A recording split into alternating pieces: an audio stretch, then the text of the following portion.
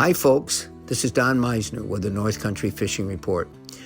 I want to tell you about something that I can't even believe I'm talking about it on a fishing show of all things. Because the one thing I don't know of another fisherman around would ever say, well, gosh, I think I'm going to go fish for shiners. I think I'm going to go fish for chubs. These are the prey that all other fish feed on. And we just look at them, I think in most cases, as a nuisance.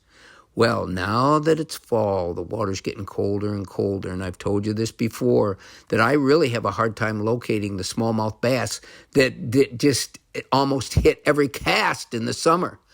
They seem to be gone. They're not. They've gone someplace, but I don't know where it is. But in the water, the only thing left that will strike my lures are these, and I call them, and they are named this, fallfish.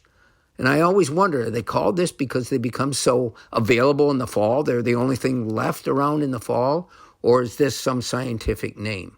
But these fish in the Racket River grow to huge size. So I was fishing the other night, fishing a stretch that I knew had smallmouths. It had been so fun for me to go down there and spend a little time. I get my waders on, and I'll wade out, and I'll cast all the different finesse type of things that I use for smallmouths, and nothing. And then I started getting a strike or two, and it was fun. And they were big fish, and I bring them in. They didn't fight much, but they were these fall fish. And I'm telling you, some of them are 14, 16, and even more inches long in the Racket River. And so now, what do I do with them? Can you eat them? I mean, I don't really fish for food like I did as a kid, but I'm thinking the water's getting cold. Why wouldn't these fish maybe be good to eat? I don't know. But another thing I started discovering is they were all I could catch. And I wasn't going to leave because I had a chance to go fishing. And if this is what I could fish for, well, let's see how well I could fish for them. What could I discover about these fish? And I started discovering something very, very, I guess, revealing to me.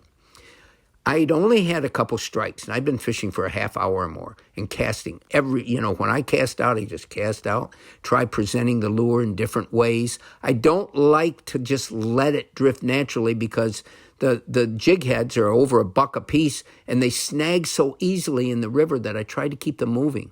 But I started discovering that even these fall fish had their certain things that they reacted to and didn't, just like any other species. And if I finally determined how best to catch them, I would cast out and just losses be damned. I was going to let that little soft plastic drift naturally.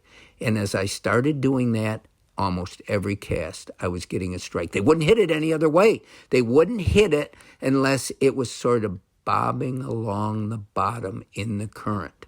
I found other things that I found absolutely amazing. If I cast 30 feet in front of me, the fall fish that I caught were all silver and smaller.